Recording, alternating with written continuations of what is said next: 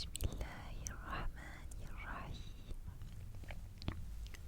قل هو الله أحد الله الصمد لم يلد ولم يولد ولم يكن له كفوا أحد. باسمك اللهم نموت ونحيا. باسمك اللهم نموت ونحيا. باسمك اللهم نموت ونحيا. أشهد أن لا إله إلا الله وأشهد أن محمدا عبده ورسول الله. Ok. Maintenant que on s'est sécurisé pour la nuit, on peut entamer notre lecture. Mais avant, j'aimerais bien montrer le petit mouton qui est derrière, qui tape l'incruste comme ça. Voilà, il est là. Et aussi allumer une bougie.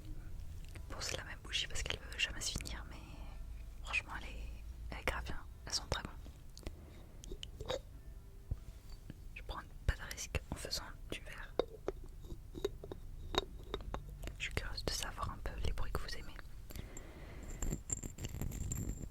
Moi j'aime bien le scratching.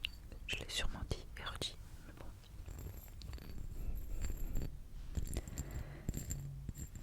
Donc, je disais, le scratching reste un de mes triggers préférés.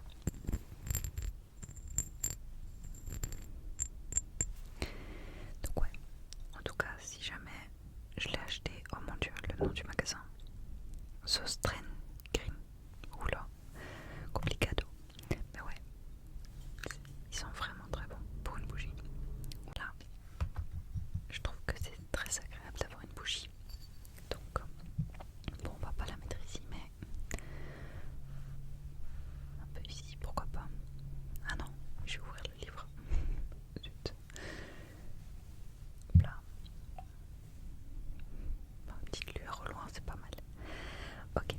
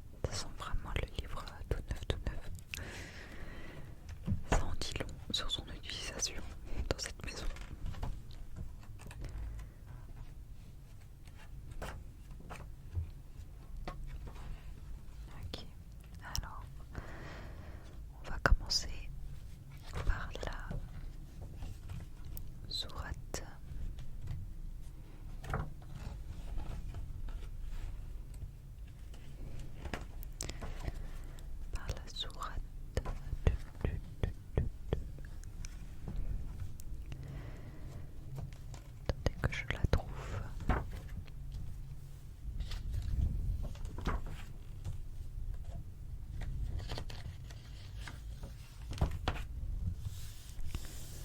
La voici.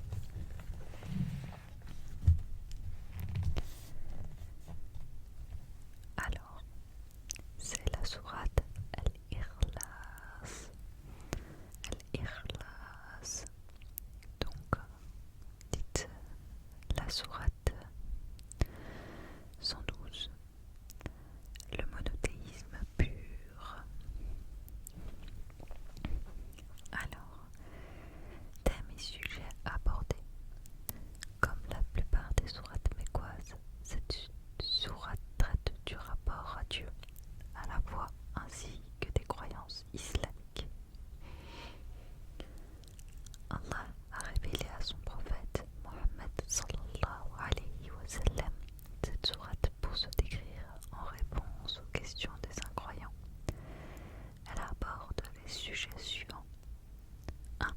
L'unicité de Dieu. 2. Réponse aux fausses descriptions que les polythéistes se faisaient de Dieu.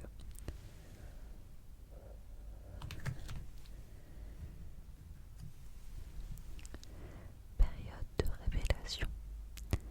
C'est une sourate mécoise. Les polythéistes s'étaient rendus auprès du prophète sallallahu alayhi wa sallam et lui avaient demandé de leur décrire son Seigneur. Dieu a alors révélé la sourate Al-Ikhlas pour leur répondre. Les polythéistes de l'époque utilisaient également le mot Allah pour désigner Dieu, mais les attributions qu'il lui donne étaient complètement différentes de ce qu'Allah s'est lui-même attribué. Donc, Bismillahirrahmanirrahim. Qul huwa Allahu ahad. Dis, il est Allah l'unique. Ce verset est l'affirmation de l'unicité de Dieu. Ahad, l'unique. Il est ainsi une réponse aux idolâtres de la Mecque qui ont demandé au prophète sallallahu alayhi wa sallam de décrire Dieu. Dieu est unique. Dieu est unique dans son essence et ses attributs. Dieu est un et rien ne lui ressemble.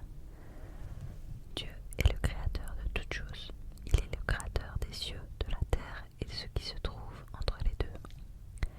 Dieu est le seul qu'on doit adorer.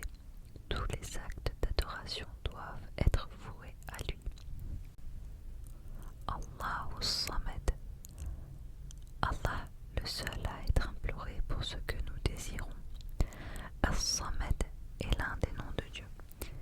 Il a plusieurs sens. Ici, il signifie le maître absolu et parfait. Il n'a besoin de personne, il se suffit à lui-même. Dieu n'a nullement besoin des hommes ni de leur adoration, tandis que l'homme a besoin d'adorer Dieu. Enfin, afin d'avoir le succès dans cette vie et dans l'autre.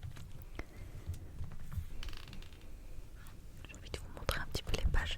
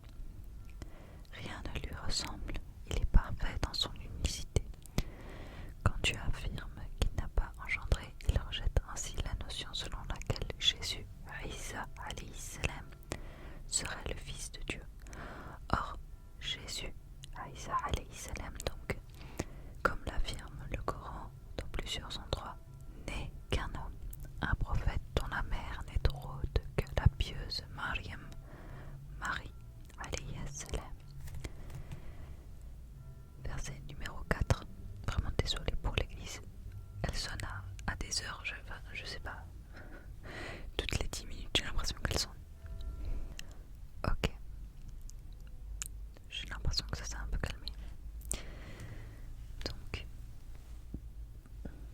verset numéro 4. وَلَمْ يَكُنْ لَهُ كُفُوًا أَحَدٌ. Et nul n'est égal à lui. La sourate se termine en affirmant que rien ne peut l'égaler. Il est unique, le seul créateur, le seul qui gère l'univers entier, etc. Alors que les hommes se ressemblent entre eux, puisqu'ils sont engendrés et engendrent, ils ont besoin de Dieu, alors que lui n'a besoin de personne. Cette sourate contient donc la description d'Allah Ta'ala. Celui qui veut le connaître doit lire cette sourate. L'islam est la religion du monothéisme pur. Dieu ne ressemble en rien à ses créateurs, il est parfait et le seul qui est le seul digne d'être adoré. Alors les leçons importantes de la sourate. La sourate Al-Ikhlas nous rappelle la grandeur d'Allah Ta'ala. Rien ni personne ne peut lui ressembler dans ses noms. Le puissant, le très miséricordieux, dans ses attributs, sa puissance, sa miséricorde. Elle nous parle de son unicité, qu'il est unique dans tous ses actes, il est le créateur, il a créé toutes choses et lui a donné sa mesure, et c'est lui qui gère son royaume. Ainsi, celui qui veut connaître réellement son Seigneur doit lire le Coran et le méditer. Quand nous voulons adresser une demande à Allah Ta'ala, il est bon d'employer le nom qui correspond à cette demande, d'où l'importance de mieux connaître les noms et les attributs de Dieu. Si je demande à Dieu qu'il me pardonne, je l'invoque avec Al-Ghaffar, le pardonneur. Si je veux qu'il me donne une chose, je l'invoque avec le nom Ar-Razzaq, le pourvoyeur en subsistance, etc. As-Samad est aussi un des noms de Dieu. Ce nom nous apprend qu'il ne faut demander à Allah qu'à Allah Ta'ala, car c'est lui qui répond à nos demandes et invocations. La réponse a pour nom la sourate a pour nom Al-Ikhlas, qui signifie aussi la sincérité pure. Soyons sincères dans nos actes d'adoration en recherchant la récompense divine. Ne cherchons pas la satisfaction des gens et leur éloge. Cette sourate équivaut au tiers du Coran. Elle est aussi l'une des clés du paradis. Le prophète sallallahu alayhi wa sallam dit à un homme qui aimait cette sourate que l'amour de cette sourate lui a donné accès au paradis. Un tiers du Coran. Faut s'imaginer quand même. Il y a un petit quiz. Est-ce qu'on le fait ensemble? Les réponses sont à la fin aussi. On peut le faire à la fin, quand on aura fait toutes les sourates, parce que là ce serait trop facile. Ok. Alors le lien avec la sourate suivante. Donc la sourate suivante c'est Al-Falaq. Donc, et même il y a un lien avec la sourate Nas, donc qui est la dernière sourate du Coran. Quel est ce lien? Allah Ta'ala se décrit dans la sourate Ikhlas en disant qu'il est As-Samad, le protecteur, celui qu'on implore. Cela est aussi mentionné dans la sourate suivante, Al-Falaq, qui rappelle et rassure sa créature, qui est le protecteur, Al-Hafid des hommes.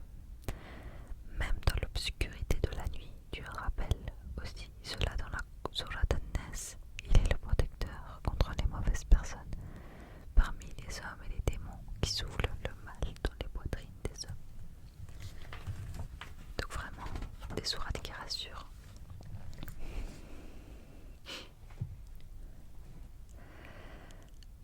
Passons à la sourate Al-Falaq, la sourate 113.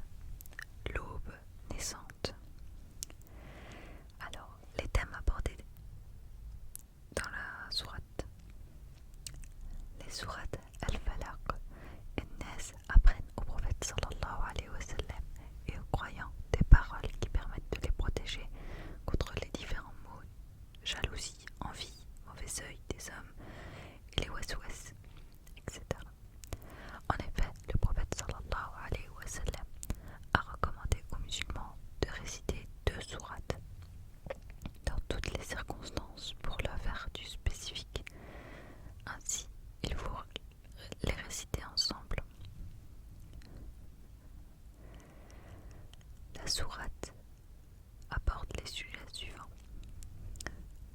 La sourate est une demande de protection à Dieu contre toutes sortes de maux. Le mal des créatures, le point 2, le deuxième sujet. Le mal des créatures qui peut surgir dans l'obscurité profonde. Pardon. Le point 3. Les pratiques, les mauvaises pratiques comme la magie, l'envie. La période de révélation, c'est une sourate mécoise. Ainsi, les sourates Al-Falaq et Nas sont complémentaires.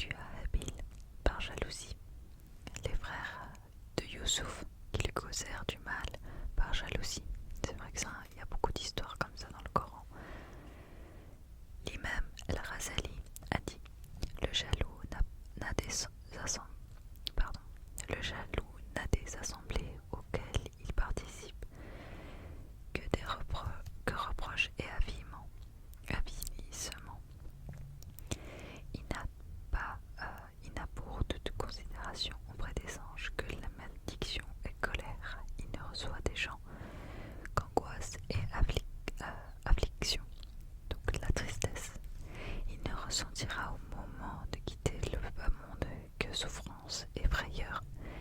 Il n'obtiendra, lorsqu'il se présentera devant son Seigneur, que déshonneur et supplice. C'est un grand imam. Qu'Allah lui fasse miséricorde. Pour lutter contre cela, il faut dans un premier temps reconnaître la maladie et ses conséquences, puis être satisfait de son destin. La personne doit réprimer ses sentiments et remercier Dieu pour les bienfaits qu'il lui donne. Et alhamdoulilah, vraiment, il faut le dire sincèrement et ne pas se comparer aux bienfaits des autres.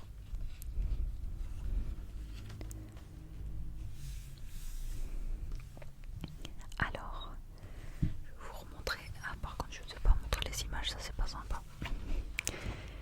Je vais faire ça. Ça c'est pour sur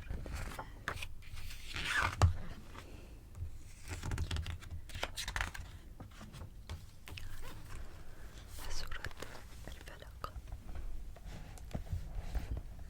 Alors ici on a à nouveau les trois thèmes qui ont été abordés quand ça a été révélé. Donc une sourate mécoise. Ici on a une jolie image par rapport au premier verset qui dit que on éclaire dans l'obscurité. Enfin Allah nous éclaire dans l'obscurité plutôt. Ici une image enfantine avec un petit démon diable dans la nuit.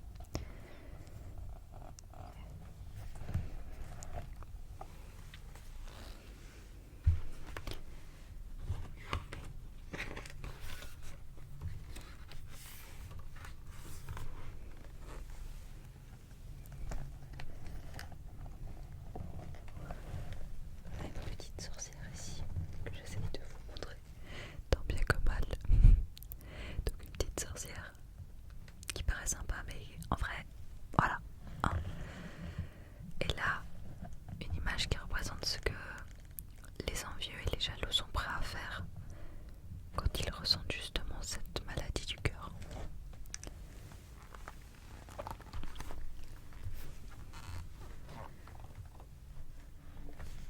Et on est tous finalement un peu jaloux de temps à autre, on est toujours un petit peu envieux et il faut qu'on se rappelle que justement c'est des waswas et c'est le travail de Shaitan.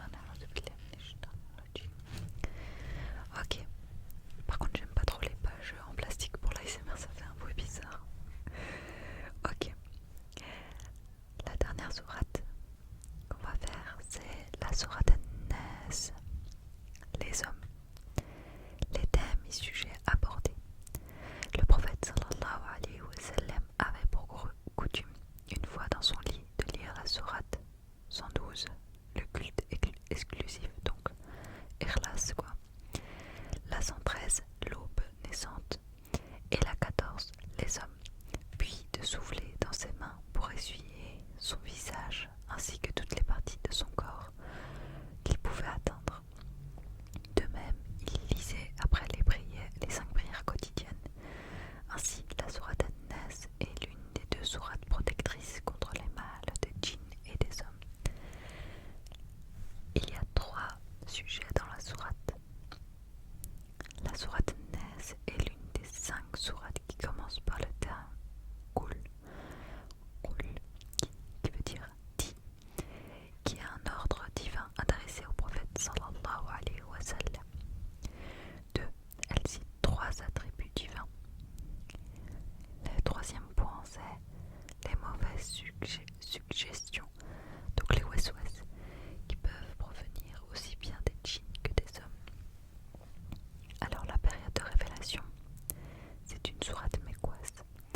Selon Ibn Kathir, les sourates, les hommes et l'aube-naissance ont été révélés en même temps et dans le même contexte quand un juif a essayé de lancer un sort au prophète sallallahu alayhi wa sallam. Pendant que j'y pense, parce que oui, le mot juif m'a trigger, n'oubliez pas de faire des doigts pour nos frères et sœurs palestiniens, soudanais, congolais, ouïghours et toutes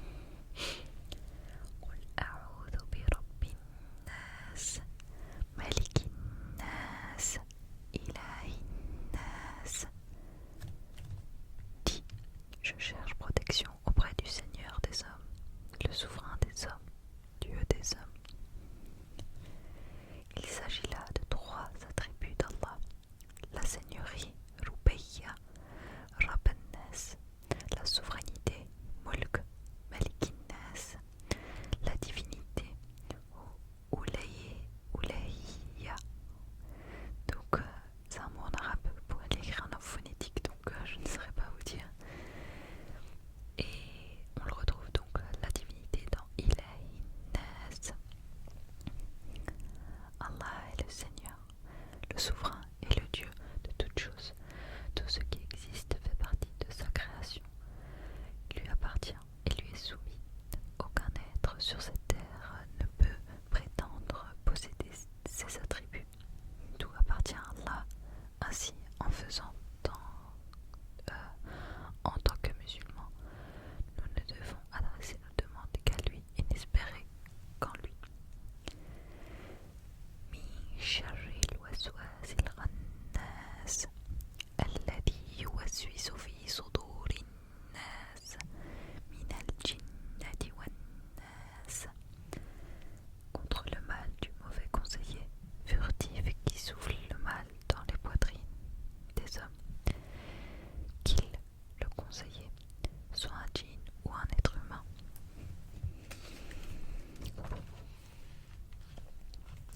Ces trois versets sont une demande de protection contre le waswas, c'est-à-dire les mauvaises pensées secrètes soufflées par les démons.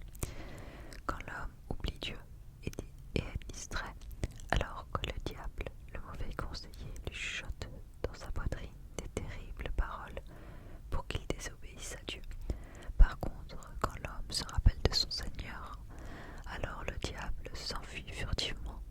Al-Khannas. Il faut savoir que les hommes peuvent être mauvais autant que les démons, en faisant volontairement du mal aux gens. Les leçons importantes. Le croyant n'est pas seul dans ce monde.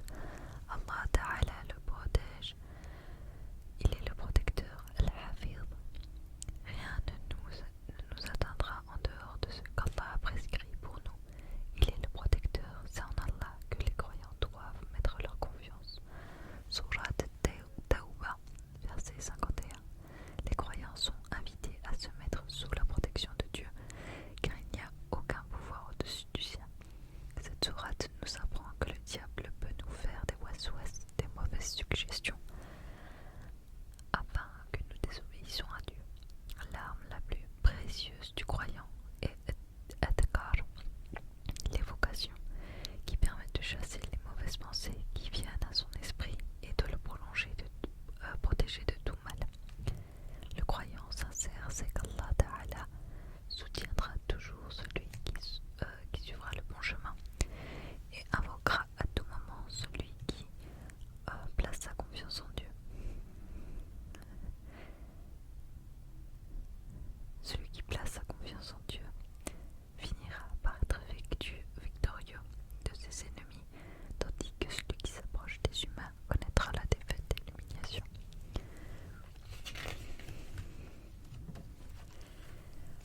Ok, alors on a les quiz à faire maintenant. Je suis désolée, je me dis à chaque fois je vais faire des vidéos pas trop longues. Au final elles finissent par être longues. Donc dites-moi, je sais pas ce que vous préférez. Mais j'essaierai, je sais pas encore. Là je dois reprendre mes marques, vous vous doutez bien. Donc voilà, je suis ouverte à toute suggestion. Oula. Donc prenons la sourate Al-Ikhlas, la toute première qu'on a fait. Première question. Vous pouvez vous amuser à répondre en commentaire si vous le désirez. Je vous laisse quelques secondes. Peut-être je vais faire un trigger entre chaque question, pourquoi pas. Alors, je suis dans la mauvaise sourate. C'est ici.